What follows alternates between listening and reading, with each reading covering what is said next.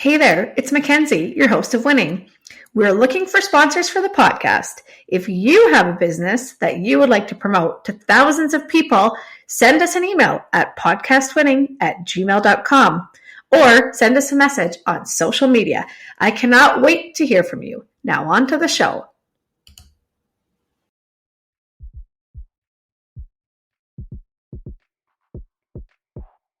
Winning is your guide to making it in business. Join our award-winning host and entrepreneur, Mackenzie Kilshaw, and special guests in casual conversations that will educate and inspire you on your business journey.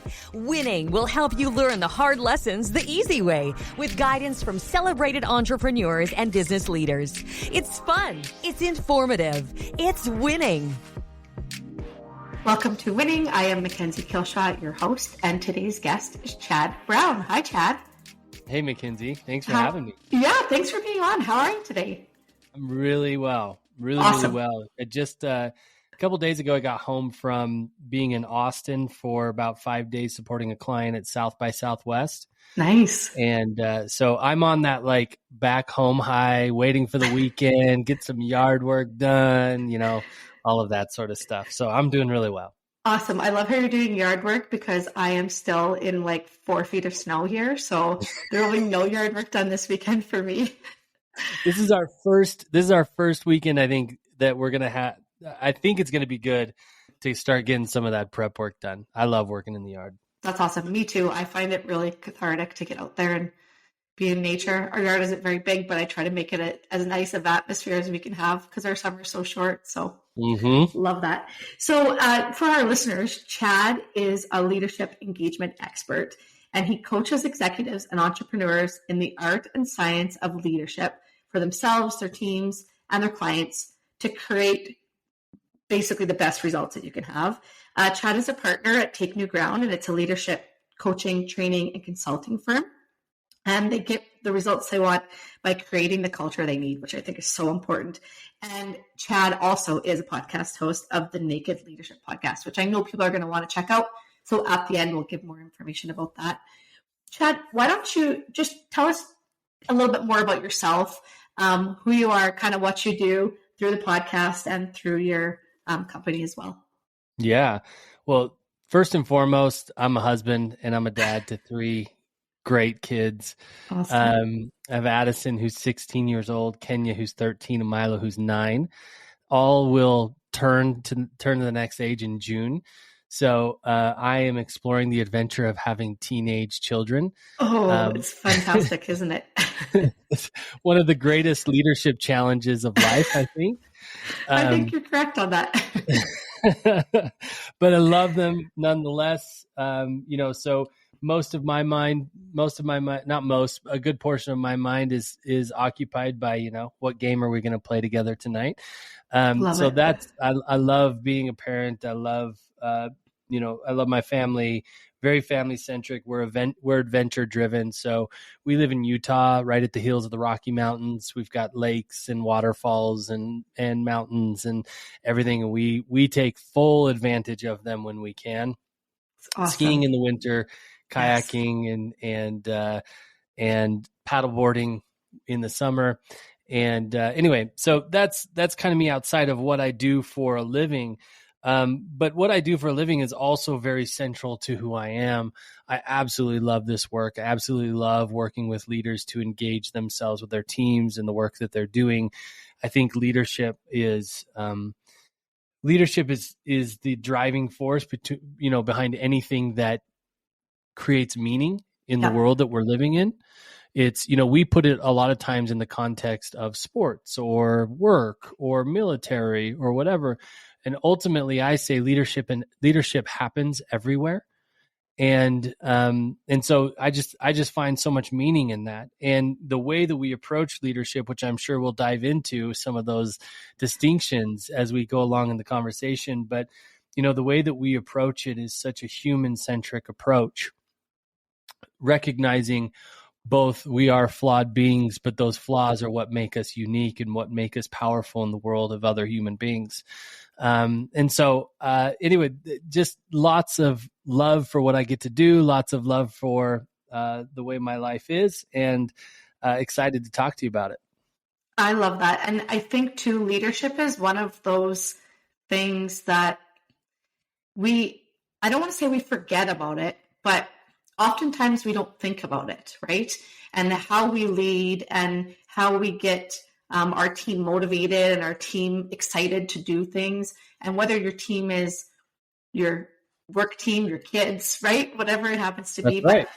But leadership is so important. And I think that in order to have a successful business, you need to be a great leader. Yeah, that's right. And even down to the self, right? So we talk a lot about self-leadership. Yes. And that's not something that a lot of people pay attention to, but it's happening all of the time. You're leading yourself in a direction in life, both in mindset and in action. And so it's so foundational. It's at the root of everything we do with ourselves, with our families, and then on into our communities and our work. Exactly. And I think for myself, when I started my entrepreneurial journey about 10 years ago, before that, I had corporate jobs, which I really liked. And I was often in a leadership role there. But when I started my business and I was living my passion and my dream, I feel like my leadership skills evolved even more and got even stronger because I was really doing what I loved. So it was easier to lead because you were excited about everything. Yeah. Yeah, absolutely. Yeah, I think that's really, really important, especially for small business owners and entrepreneurs, right? Is having that team behind you. So were you always interested in leadership, or how did you get into the roles that you're in now? Well, I got here, I would think it's unconventional. I got here by a lot of mistakes in leadership. Yeah. By a lot of not understanding how to lead. I started a film production company in 2009 called Shade Tree Films. And, that came off of the heels for me of a really difficult crisis. I was deeply invested in real estate, highly, over leveraged. And as we all know, the real estate market crashed in 2009, 2010. Yes. And I was left really with nothing. And at the time, that was incredibly depressing. I now look back on it and see a purpose in it. And the purpose was, at that moment, I did all of that. I got, into real estate, leveraged that way because I was really enamored by the idea of having lots of money.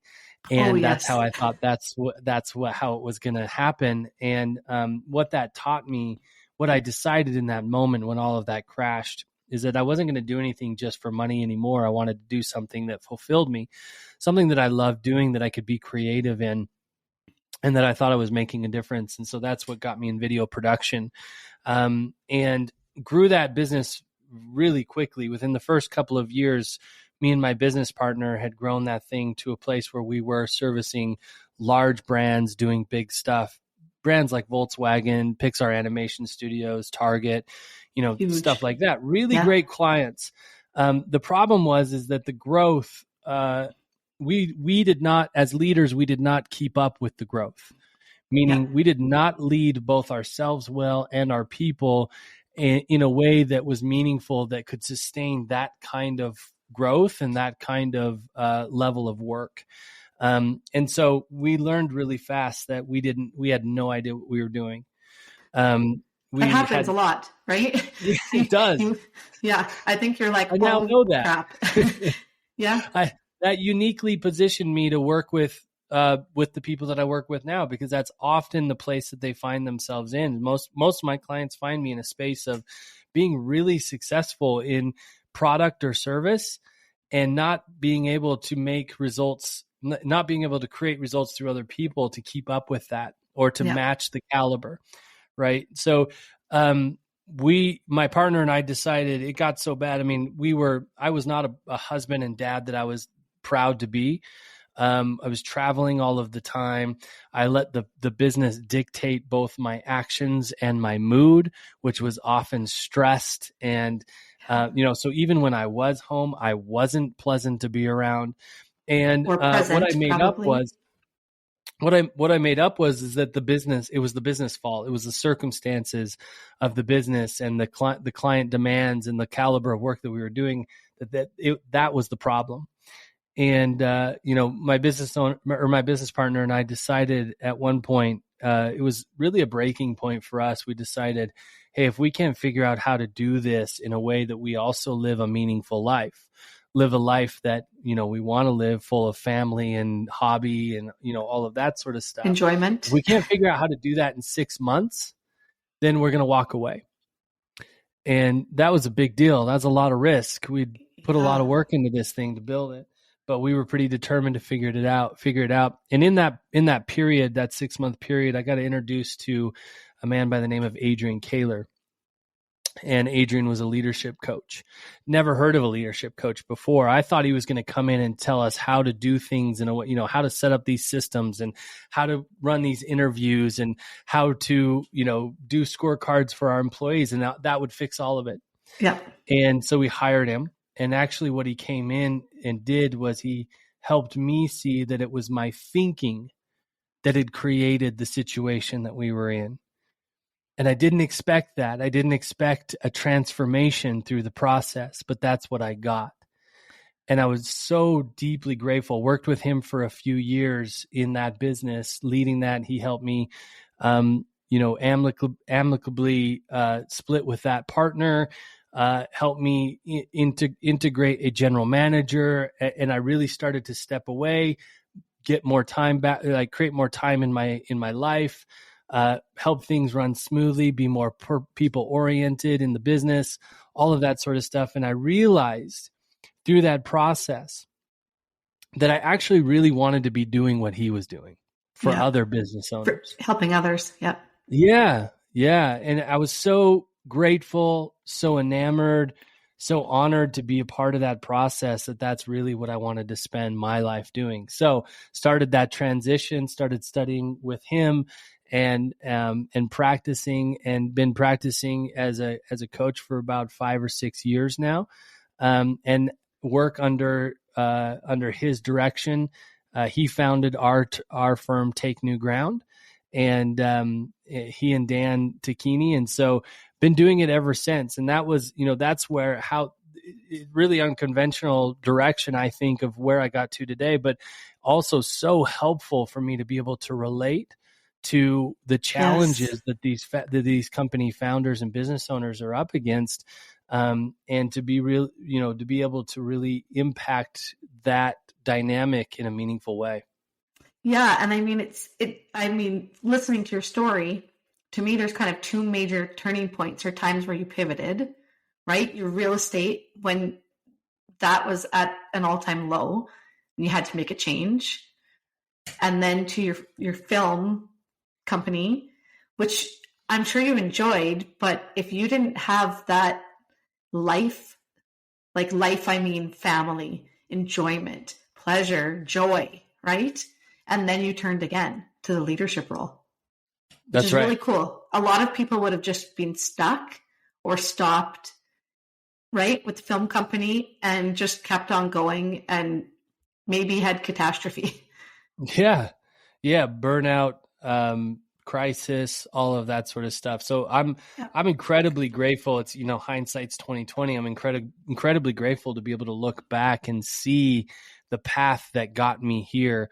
All of that challenge, all of that failure, quote unquote failure. I don't call it failure because I think the only failure is when we don't get back up and go again. Agree. But, as most people talk about it, all of that failure really contributed to my effectiveness as I work with business owners now. Yeah. And I mean, look at all the lessons you learned and all of the take backs that you got from all of those, as we often look at them as failures, but I agree. They're opportunities, really. They really are. Yeah. I love that. And that's inspiring too, because especially when you're coaching in for a leadership role, you've been there, right? You know what it was like.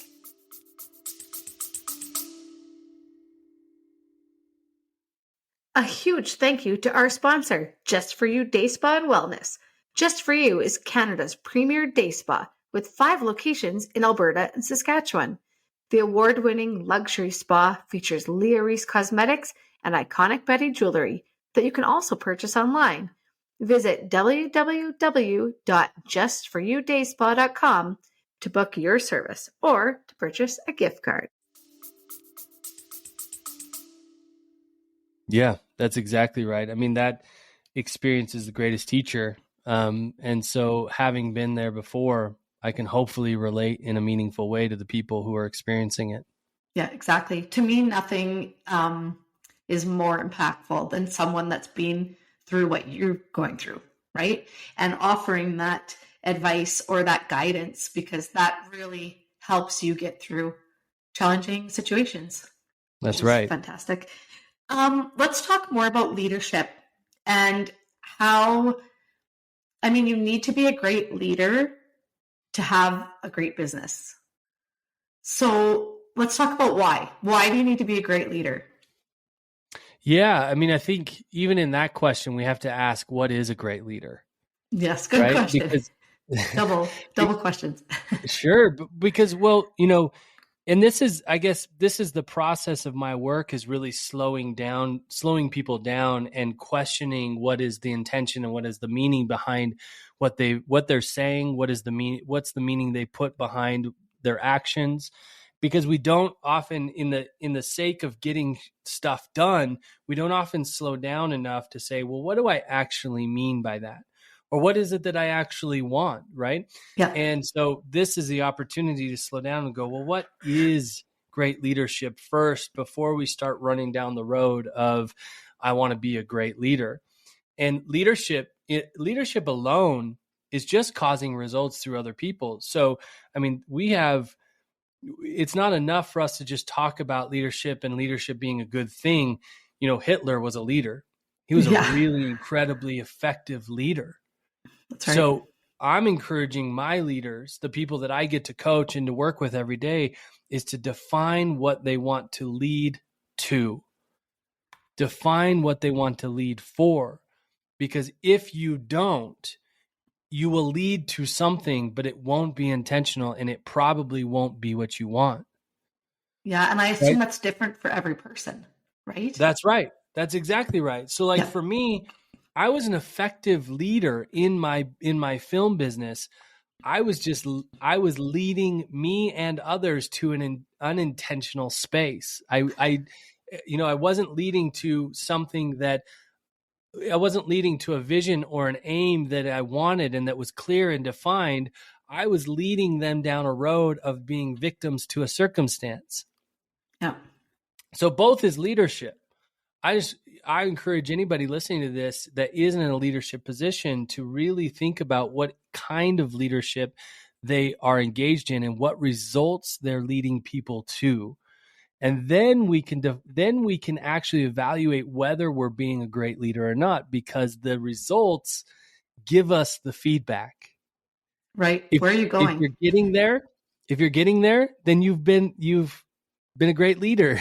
Yeah. If you're not, then there is some feedback and opportunity for changing course, right? Yeah. So the key element for me is that vision, that aim. Are we clear on where we say we want to go? And if we are we willing to listen to the feedback, whether we're there or not? So do you suggest that people link that back to their values and mission statement of their business? Yeah, I mean, that should all be part of it, right? So in my work, we talk so much about aim and commitment to the aim. And if you're not clear on your aim, if you're not clear on where it is that you want to go, there is no measurement by which you're succeeding or not. Then somebody else or something else is going to define what success is for you, like I allowed society to define for me what success was in the real estate venture, which was financial success at any cost. Over leverage yourself, over leverage your relationships, real estate, all of that sort of stuff for the sake of financial success. And that was my aim, and it was defined for me. And so you're right. Like when we establish our aim, the things we want to consider is, what are our values? And when I say values, I don't mean some fluffy, 5 fluffy things that we put on a poster and put on the wall in the office. Yeah. I say, values are something that we're actually committed to, that actually dictate the decisions that we make on a daily basis. Right? So one of our core values at Taking New Ground is generous.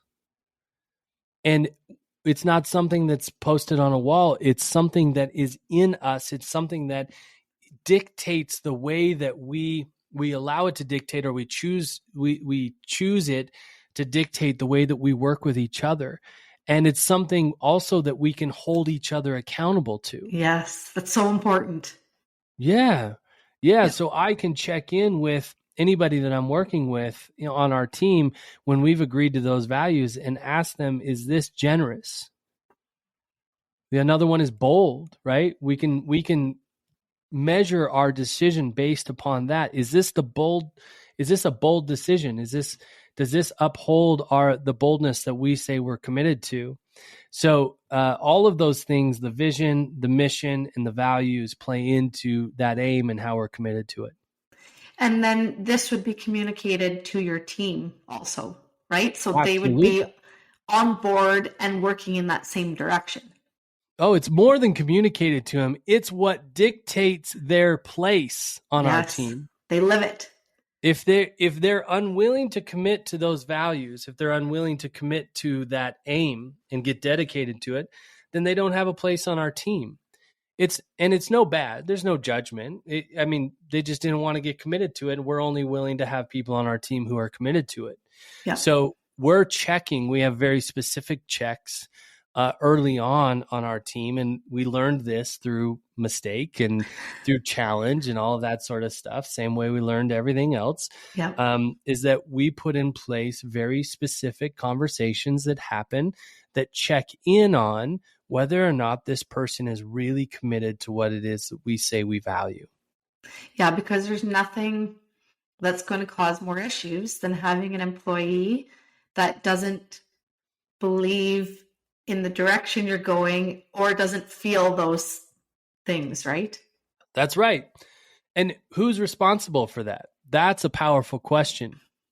Yes. Most leaders, most people, most business owners, most company founders want to point to the individual. They want to point to the employee and say, well, they're not committed. They're the problem. Yeah. Right. This often comes out in language. You hear it all the time now. It's like, oh, these new generations, they want high pay, but they don't want to work. Or they're so lazy, or they don't have people skills, or blah, blah, blah, blah, blah. These people working for me are so lazy. And I'm going, whoa, hold on just a second. Who hired these people? Yeah, exactly. Who brought them onto the team? You're responsible. You don't get to pass that buck. It's up to you to put in the checks in the beginning and the meaningful conversations with these people to make sure that they can get committed to what it is that you say you're about. Right? There's a coffee shop in our neighborhood that we frequent probably a couple times a week. It's like mine and my wife's. We went there this morning. That's like kind of our Friday ritual as we go out there, get a cup of coffee and just chat before the day Fridays start a little slower for us, which is awesome. Yeah. We designed them that way. And the people who work at this coffee shop are some of the most genuine, happy, helpful, and connected human beings. Like every time we're in there, they're smiling, they're asking us genuinely how our day is, they're serving up whatever it is that we order with love and concern, and can I get you anything else? And the feeling is warm, and all of that sort of stuff. And I contrast that with our chain coffee shops that we sometimes go into because we're in a pinch. And, the experience is very, very different with the same generation. It's robotic, right? Oftentimes. Yeah, I got to ask myself, well, what's different here? Yeah. And what's different here is the way that it's the leadership. It has to be. 100%. It's the way those that are bringing them in check to see if these people are actually committed to the vision of what we're up to here. I got to guess at JJ's, which is the name of that coffee shop, I got to guess, they're not about serving coffee. They're about making a difference in people's days. Yes, making you feel good. And That's when right. you leave there, you have a great experience. That's right. And they have put in place some sort of leadership skills and checks to make sure that the people who come in to work behind that counter are also committed to that same thing. Yeah. So really, it's starting when you're hiring your team. It's starting right from minute one. Yeah. It starts with yourself. Yeah. Yeah. Are you committed to the vision, or are you just there to make some money? Yes. Are exactly. you just there for some status or whatever the reason, the million reasons that people are there? Or do you actually believe in the vision and the aim of something that's meaningful for the human beings that you serve or sell to? Yeah, I love that. I actually was doing some coaching with a friend who owns a business, and she said that she was talking to her team about that everything is going to be open communication and transparency.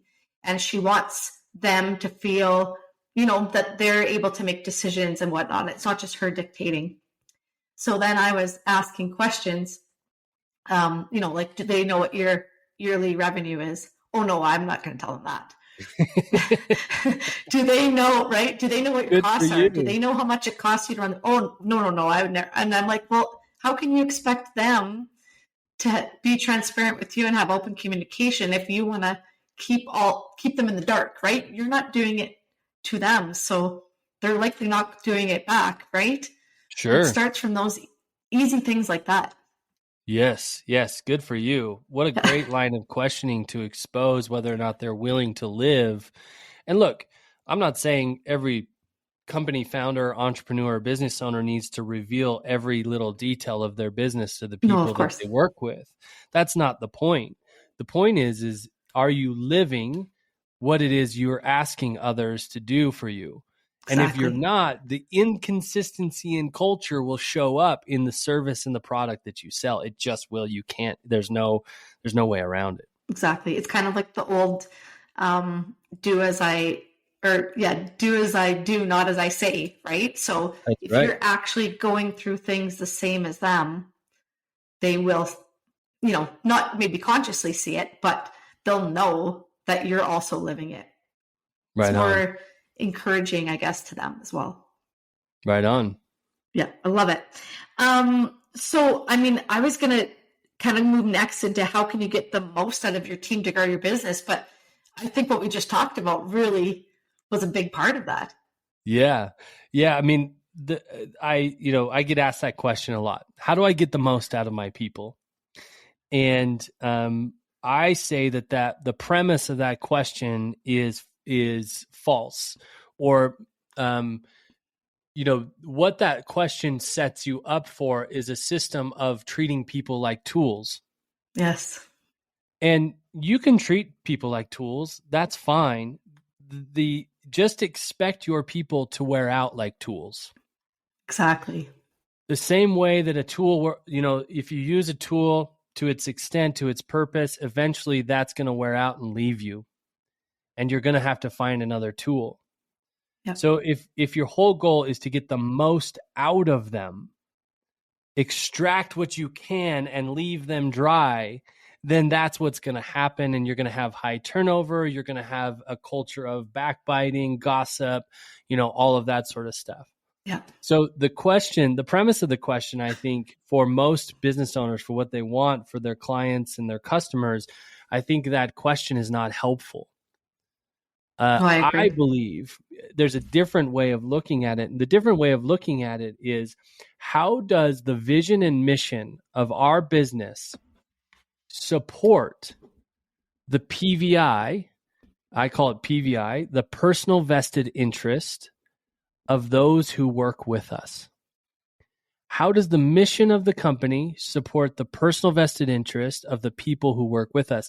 And if you can figure out how those two things connect, and you can clearly communicate how their time in your company is also going to contribute to what they say they want in life, then you will get quote unquote, get the most out of them, you will get their best work, is a better way to put it. Yeah. You will get their best thinking if they understand how their time there actually contributes to what they say they want in life. But most people, most leaders have no idea what their people want in life. Because they never ask them, right? They never ask. They Yeah. never ask. It's shocking to me. And it's interesting when I'm coaching a leader and they've got some complaint about somebody on their team. Maybe it's a manager, maybe it's somebody under a manager or something like that. They've got a complaint. They're not meeting deadlines, or they're not they're gossiping, or whatever the common complaint is, right? I run into it all the time. They've got a complaint. My first question to them is, what is their PVI? What's their personal vested interests? And if they can't tell me what that person's PVI is, I say, I'm not going to discuss your complaint until you understand what their goals in life are, what their vision for themselves is. What drives them. Go find that out first and see if it aligns with the mission of the business, and then come back and we can address the complaint. Because likely it does not. That's right. That's right. That's right. Yeah. Either it doesn't align, or that person, that individual that works for him, doesn't understand how it aligns. Yes. Doesn't understand. Most people want to just shortcut this process and say, well, people are here to get paid. They're here for a paycheck. That's wrong. I agree fully. That is, for the most part, wrong. There are very few, and we actually have an assessment tool that we use to find out why people are there, which is really, really interesting. But the majority, or the percentage of people that are there for high pay, is very, very low. And so that's the process. So we're missing people by not finding out what it is that they really want. And a lot of leaders, a lot of company founders and business owners, they're afraid that people are there as a stepping stone to something else. Leave. Yeah. Yeah. Like, so they don't want to discuss it. They don't want to bring it up. Right.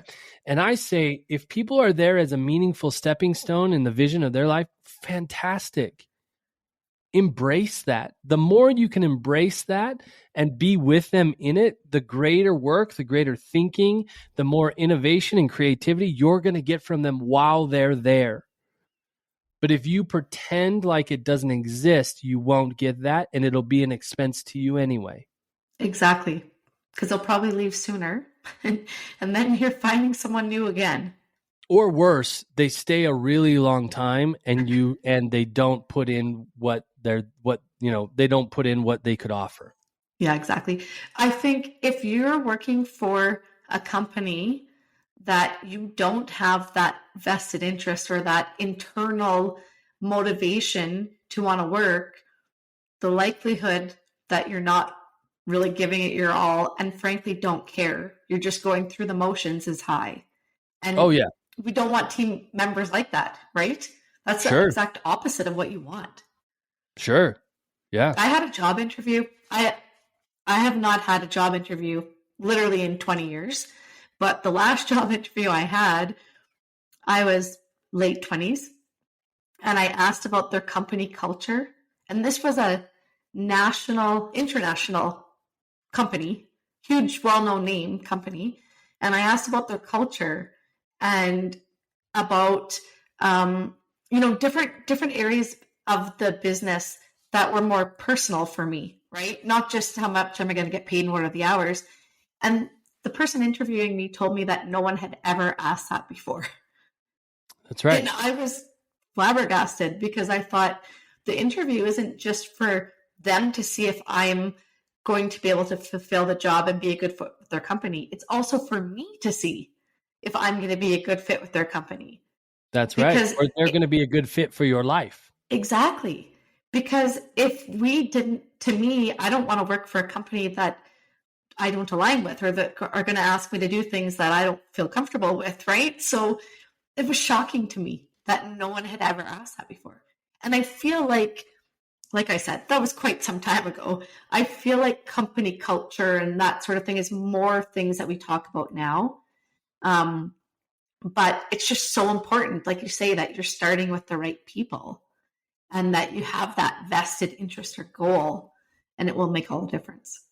Good for you. I mean, it's so great to hear that you were that in tune with. Most people aren't, because, most people in that recruiting process that are being recruited, being interviewed, think that, or fall into the trap of thinking that, I've got to show them that I will do whatever it takes. Yeah.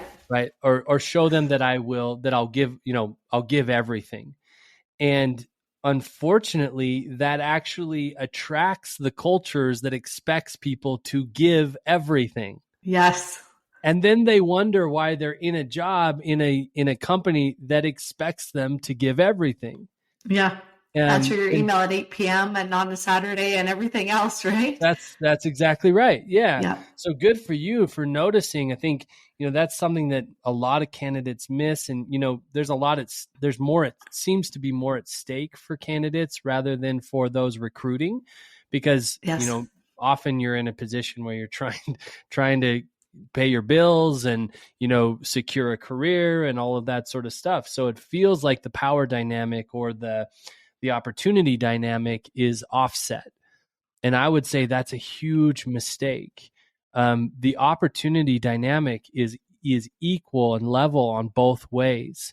If you believe in what you're up to, if you believe in yourself, if you have self-leadership, if you're willing to take a risk with people for something more meaningful, and then you'll find the right companies that value people like yourself who are asking those questions and interested in how does my personal life integrate with my work life. For sure, because they're not two separate things, right? You're one being.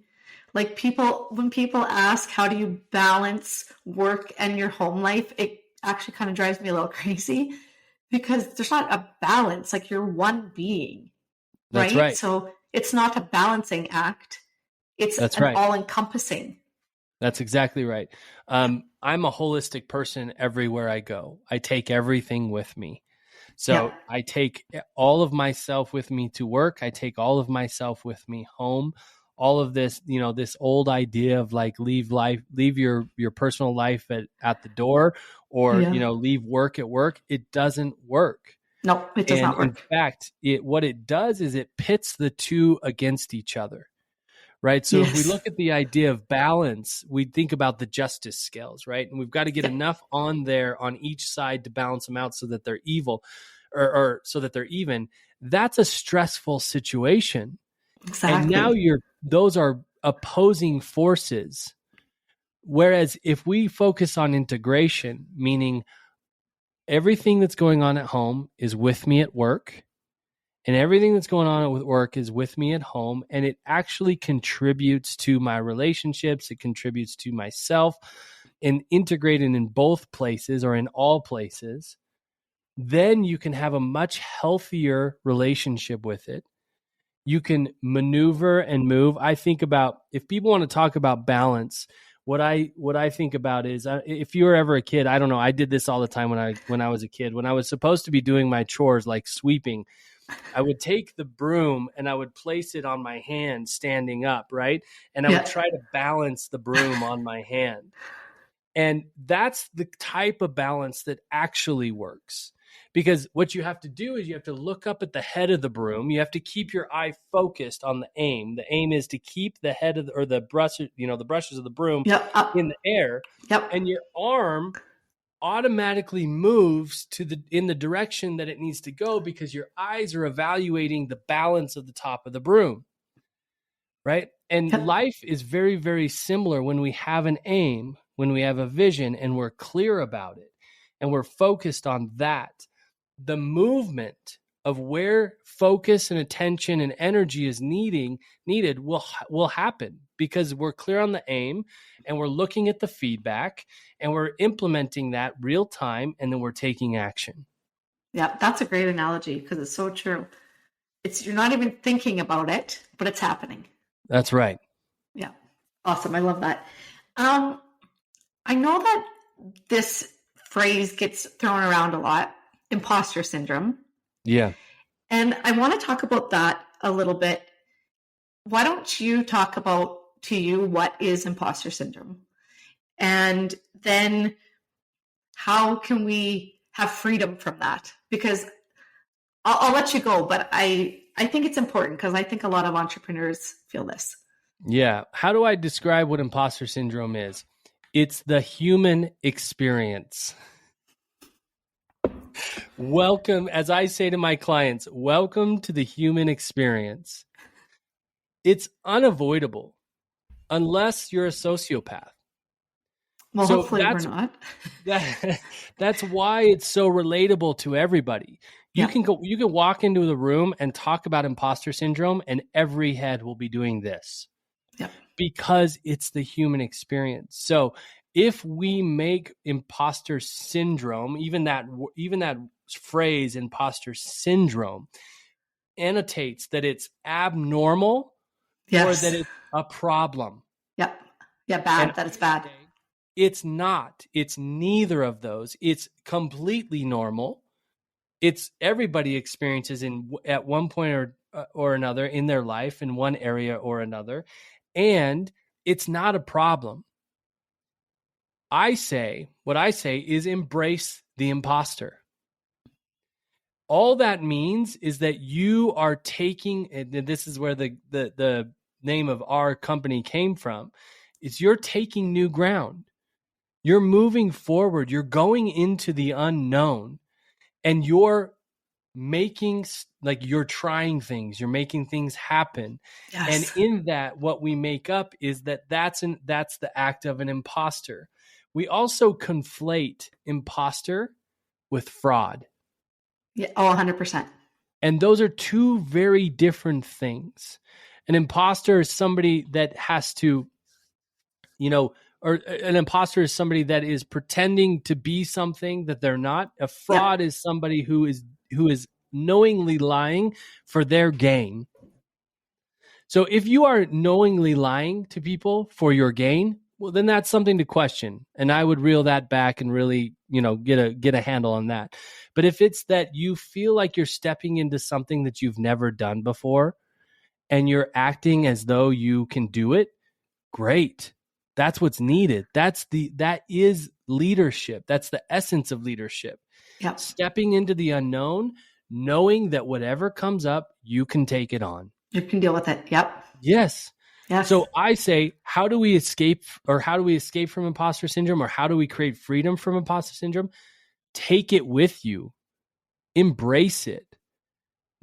Claim it. That's the other way, fit what we can do, like physically or in the world or in our circumstances. We can claim, like, I don't know what I'm doing here.